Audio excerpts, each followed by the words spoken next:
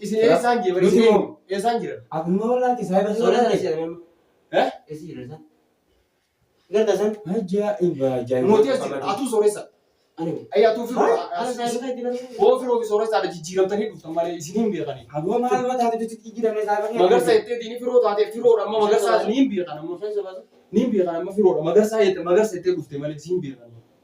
Anoon tabe anoon la. Sooressaadha ati sooressa. maal si godha sifata maal si Boof godha nagala keessatti firoodha. awwataa naa firoo miti saayiba keetti qaban Oo saayiban beekan. Nagala maal si keessatti. godha taa'anii mul'ata Bismillah. hin beektu ta'e Quraatti bannuufi. quraanti bannaa jala si jabate Boona nagala keessatti. wanni kun mudaan si'a Assalamualaikum warahmatullahi wabarakatuh. Ashama harka fuune hordoftaa fi kabajamtaa fi daawwattoota fayyaa arraan tana kunuuti akkuma harkaa jirtanii jechuudha. Gaafa guyyaatoo ibsaan jechuudha viidiyoo takka irratti kunuuti. Viidiyoo yeroo dabree shaarran dhufee achitti walollee jechuudha. Shaarran naqabee saba sana irratti walollee yeroo biraa kunnu deebi'ee ammas sa'a dira dawalee yaamee natti dhufee jechuudha. Saba sana irratti biyya walitti dhufnu anis bakka onneen namtee bakka sanboota nama nama tokko jaajan hin jiru jechuudha. Walollee sababa sana irratti gizee waloluu askariin dhufee nu qabee ture akkasitti hidhaadhaa arraan tana beeku nuti. Akkasitti achumaanuu bakka funduqa bulee jechuudha. Sababa sana irratti arraa amma ol ka'ee viidiyoo isin maru jira jechuudha. Namni biyya namaa keessa jiru rabshaa hin godhu jechuufi bakka akkasitti jala cajjee ture. Na jajjaree maal jennaan akkasitti anis harkatti raadhee yeroo ta'u achi qabamee ture jechuudha. Qabamee arraan tana hidhaadhaa bee akkasitti kunuuti asittiin argamaa jechuudha. Akkanattiin gaafirraa raayisee arraan tanidhaa bee alhamdulillahi kunuuti funduqa kana akkasi bulee ammaan tana kunuu viidiyoo isin baree sanboodee jechuudha. Deemee karaa amma arra deemee karaa manaa deema sanbooda jechuun gizee mana dheenee waan irra waliin turu orumaa laala maaf jettanii innillee akkasumatti ibsaanis taafte jechuu ture yaa'ina godhee rabshaa godhee jechuudha. Sanbooda amma arraan tana deemee mana yeroo inni dhaqee woomalama isa bira dhaqee jechuudha. Anis isa akka inni na hidhee kanatti animmoo hidhaa inni mana askariif geessee na hidhee kana jechuudha. Animmoo har'a isa hidheetiin agartee miti mana keessatti anis isa irraa kafalu ta'a jechuudha. Maal jettanii naqabee na hiisisee jechuudha. Naqabee na hiisisee askara dubbatee kana yeroo dhawee jechuudha. Akka nama gartee haalaan tuunnetti lafa alkoo didee beekaa kaniin an dhiisee jechuudha. Lafa alkoo didee lafa gangalatee maal akka na tume maal maal jee sababa san irratti arraan tana jechuudha. Kunuutii amma alhamdulillah hidhaa beetiin jira jechuudha. Anis hidhaa bee kunuutii akkuma agartanii asitti dhufee arraan tana bakka bulee yeroon mana galu naaf mijoonaan ta'eef akkasumatti karaarraa maqee as bulee jechuudha. Amma arraa deemee anis isa bira dhaqee jechuudha. Sababa irra neessisee guyyaa meeqa torbee baatii guyyaa 10 moo kana jechuudha. Bultii 10 hidhameetiin ture kunuutii. Hidhamee arraan tana hidhaa bee jechuudha. Hidhaa bee mana biyya namaa keessa osoo hin jiru jechuudha.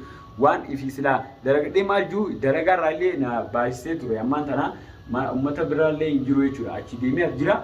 Deemeetiin amma arraan tana waanuma inni karaarra na dhufee na fiigee gartee uummata na qabsiisee neessiseefis kunuutii arra kan bira dhaqxaa walumaa laala woomara manaaf ibsa takka anis akkuma inni neessisetti maatii isaa warra as jiru jechuudha. Innis akkasumatti deemee hiissu inni sababa obboleettiitti niin qabaa jiretti obboleettii dhimma kiyyaa obboleettii yaa walii fideen jiru jechuudha. Niin qaba jee viidiyoo takka maree ture sababa sarratti shaarratti ammas wara galee viidiyoo obboleettii jala maal qabdennaan na fiigee sababa sarra wal tumne jechuudha. Amma akkasitti kunuutii hidhamnee hidhaa baanee alhamdulillahi. Takkasittiin isin jaa hortota kabintoota kiyya kunuutii bakka hedduu takka anillee isin jaalladha jechuudha. Warri kunuutii jalatti ibsa maarree itti nama kanaa jettanis ani jechuudha. Hedduu takka obsa namaaf ni qaba. Namas qaba hedduu tokko ni kabajaa jechuudha. San irratti ammaan tana ani shaarra waloluu ni feene biyya namaa jiru waan ta'eef. Akkasitti dhufee arraan tana shaarra gideena dhufu maal waan hin jiru ni dhabe maaliifi natti fiinaan anis fiigee walolee jechuudha. San booda akkasitti rabshaan dura ture ammaan tana kunuutii alhamdulillah hidhaa beesin jira jechuudha. Akkuma agartan dhiyoo tana viidiyoollee maruutti hin jiru sanii bakka akkuma rafee keetti deemuuf hin deema. Asumatti jechuudha viidiyoo tana isin maree jechuudha. Takkasitti viidiyoon inni kunuutii shaarra fiiges ni jirti beekee isinii agarsiisaa jechuudha. Viidiyoo tanas kanuma waliin ilaallu ta'a. Nafaan turaan isin jaa xiqqoo booda viidiyoo isaa isin agarsiisa. San booda ammoo waan akkasitti jechuudha namni tokko yoo rabshaa fadhee jalaa cala hin jettu jechuufi anillee bakka agartee miti deemee khalaas shaarratti ni lafiinaan itti fiigee jechuudha. Anillee bakka agartee miti jaaladhee osoo hin ta'in biyya namaa keessa namni walloluun bareedaa miti maaliif biyya namaa keessa jira waan ta'eef bakka nama tokko harkaa laagaa sakaa'ee waan keessa jiru barbaadu jalaa cala hin jettu agartee miti sanumaan jalaa cala jee يا سامبود نفيجي بقى أكر دفرتي تكا ونقابوتي بقى فيجي عند جلاتة جنان بيكا فيجان رفيع تساوي سنرتي أنيس بقى مال فيوتي nama tokko jala ajjete namni kabaja beeti Sudaan itti fakkaati kararratti biyya namaa si wolo le nurran bare jechuun jala jaji san amma inni arra kararra na dhufee jechuudha obboleettiin qaba maal hani arraan tan bakka isin jirtuun beekaa maal je isi bira isaa deemu kee namni dawwalee na tiimi deebi'ee jechuudha shaarratti osoo deemu jiru wal yeroo na fiigee jechuudha anis itti fiigee sanbooda dhiisee mucaan dhiisinaan jee deemee kute saadar dawwalee saat karar dhufee sanbooda achi wallollee jechuudha sanitti wallollee yeroo wallollu mucaan kan na hojii deemu akkasitti loleenni ture inni keekute animo isaa wajjin lolee jechuudha yeroo ni wayin ta'u bakka agartee askariin dhuftee na qabdee turte sababa sirriitti sa'aatii fi illee ammaan tana guyyaa sanii isaan hin dhabne dhaqanii tuma bakka akkana yaanii ba'anii animo yeroo sanii isaa ni dhiise waan ta'eef hidhaa ba'uu kiyya naaf mijjoone jechuudha akkasitti na hidhanii amma akkasitti naraan tana hidhaa dhaabee jechuudha akkasitti maaliif namni takka wal kabaja malee waliin sodaatu laa Oromoo isiniif himaati.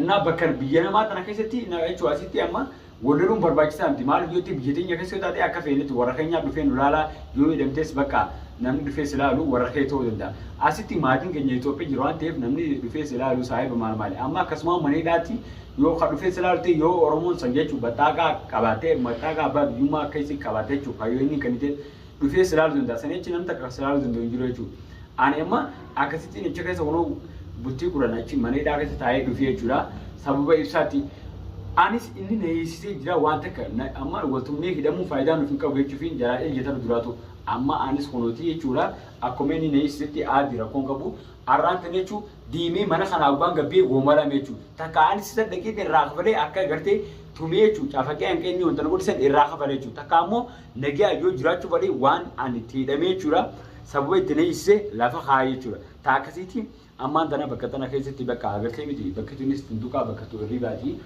taakkasii jechuun funduuqa iddoo bashana itti bakka ani jiraan taakkasii jechuun ammaan tana deemeeti bakka mana galeet kishoo jechuun taa'ee tumaan sanbooda ibsaa bakka inni jiru barbaadee itti dhaqaa giseen targee booda gooma inni ara kashaara na dhufee jechuun na qabsiisee na hiisiseefis waan sanbichaa gaafadhee jechuudha sanbooda akka zaran godhee irraa kabala yoonni dadhabee akka inni silaa obboleettii barbaasanitti anis obboleettiin isaa ajirtu waan ta'eef isa obboleettii isaa barbaadu ani dadhabeeti miti maaliif dhalaa takka hin barbaadu maaliif dhimma xiyyaaf keessaa iddoo wanni dhalaa na keenya jiru jechuuf hin dhuse dhalaa barbaada obboleettii anis akkasitti itti dhaqee obboleessaa qabu wallaalle amma deemee jechuudha isa bira dhaqee waanuma inni irra na barbaade gaafadhee jechuudha isa isin dura hordoftoota kiyya na faana tura kunoo numa laalle jechuudha viidiyoo inni karaa shaaronna dhufeesi sanbiraas amma bakka waan inni sila agartee karaa irratti na beefis walumaa laalaa jechuudha akkasii an bakka waan biraa jaaladheetii miti sodaa namaa